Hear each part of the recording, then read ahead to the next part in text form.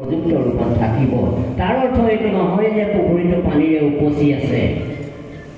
গতিকে অসম সাহিত্য সভাত সেই বৃদ্ধ বিজ্ঞ আছে বুলি কোৱাৰ অৰ্থটো এইটো নহয় যে কোনো ধৰণৰ অপশক্তি বা অপচেতনাই ক্ৰিয়া কৰি মানহানি নকৰাকৈ আছে। ষষ্ঠীৰো পিছলে পাওঁ। তেনেকুৱা পাও পিছলাৰ কাৰণেই বিভিন্ন সময়ত সাহিত্য সভা সমালোচিতও হৈছে। কিন্তু আমি অনুভৱ কৰোঁ যে সৰু কথা হ'লেও নগণ্য বুলি আমি স্ফুলিংগ এটাকো যে অৱহেলা কৰিব নালাগে। কাৰণ ইংৰাজীত এষাৰ কথা আছে যে a spark neglected burns the house. গতিকে সেই নগণ্য হ'লেও কোনো চিন্তা কোনো প্ৰক্ৰিয়াই অনিচ্ছাকৃতভাৱে অজ্ঞতাবশতঃ ঘটিলেও কেতিয়াবা সমাজৰ হানি হ'ব পাৰে।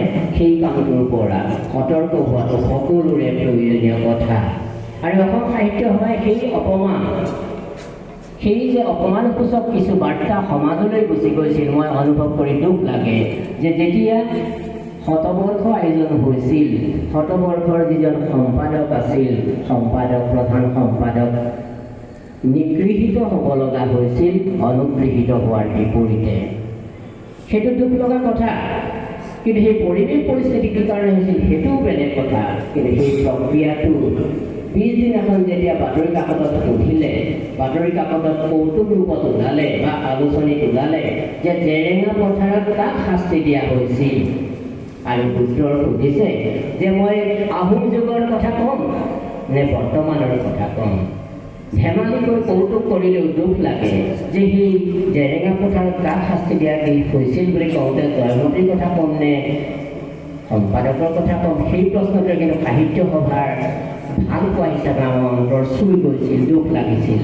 তাতোকৈ দুখ লাগিছিল যেতিয়া পি ভি আচাৰ্য নাগালেণ্ডৰ ৰাজ্যপাল আছিল, তেতিয়া তাৰ আগতে তেওঁ পদ্মনাভ বালাকৃষ্ণ আচাৰ্য তেওঁ অসমৰ ৰাজ্যপাল আছিল।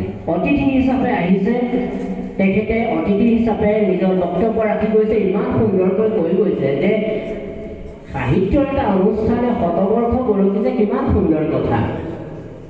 সংবাদমেলত ধুনীয়াকৈ কথাখিনি কৈছে। তাৰেই কিজন এজন প্ৰশ্নকৰ্তাই, মই তেখেতক সাংবাদিক বুলি নকওঁ, মোৰ ক্ষোভ উপজিছিল তেতিয়া। তেওঁ সুধিছিল যে এই যে সাধাৰণ সম্পাদক নিগৃহীত হ'ল, সেই সম্পৰ্কে আপুনি কি ক'ব? অতিথিজনক সেইটো প্ৰশ্ন শিৱসাগৰীয়ে কোনোবাই সুধিলে, খুব দুখ লাগিলে যে সাহিত্য সভাৰ প্ৰধান সম্পাদকক যে এনেকুৱা কৰা আছে, সেইটো ক্ষেত্ৰত কি ক'ব? আৰু বিজ্ঞ লোক পদ্মনাভ বালাকৃষ্ণ আচাৰ্যই ক'লে যে বৃহৎ অনুষ্ঠান, শতবৰ্ষ গঢ়কা ইমান এটা ডাঙৰ অনুষ্ঠানত সৰু কিবা এটা কাৰোবাৰ ভুল হ'ব পাৰে, মতান্তৰ হ'ব পাৰে, ইমান ডাঙৰ কথা নহয়। অনুষ্ঠানটোক যে আগবঢ়াই লৈ গৈছে, সেই বিদ্যুৎ সমাজে লৈ গৈছে, সেইটোহে আচল কথা। যোগ্য উত্তৰ তেওঁ পাইছিল। আমি কি দুখ পালোঁ যে সাহিত্য সভাই সেই দুখটো মূল পাতি ল'ব লগা হৈছে। আৰু আমি আশা কৰিছোঁ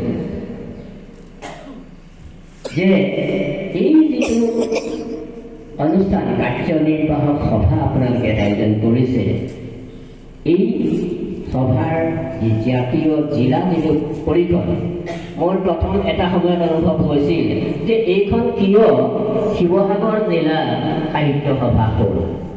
অসম সাহিত্য সভা যদি পূৰ্ণ এটা নাম, তেতিয়াহ'লে অসম শব্দটো কিয় উচ্চ কৰা হ'ল? সেইটো আপোনালোকক কৰা প্ৰশ্ন নহয়। অসম সাহিত্য সভাৰ যোৰহাটত ক'ব যোৰহাট জিলা সাহিত্য সভা, গুৱাহাটীয়ে ক'ব গুৱাহাটী জিলা সাহিত্য সভা, আমগুৰিয়ে ক'ব আমগুৰি সাহিত্য সভা, আমগুৰি শাখা সাহিত্য সভা। কিন্তু ষ্টেট বেংক অফ ইণ্ডিয়া শিৱসাগৰত থাকিলে শিৱসাগৰ বেংক অফ ইণ্ডিয়া বুলি লিখিব পাৰিব নেকি?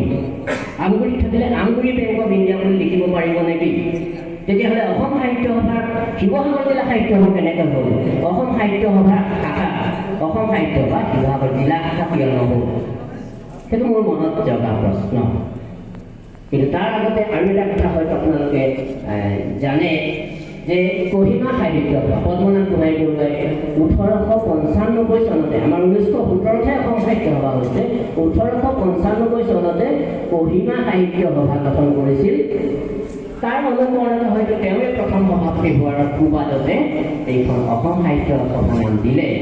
কিন্তু তাৰপিছত কিয় এই কামটো কৰা নহ'ল যে অনুষ্ঠানটোৰ সম্পূৰ্ণ নাম যদি অসম সাহিত্য সভা, অনুষ্ঠানটোৰ নামটো কেৱল সাহিত্য সভা নহয়, গতিকে বিভিন্ন শাখাবোৰে অসম শব্দটো পূজ্য কৰিব নালাগে।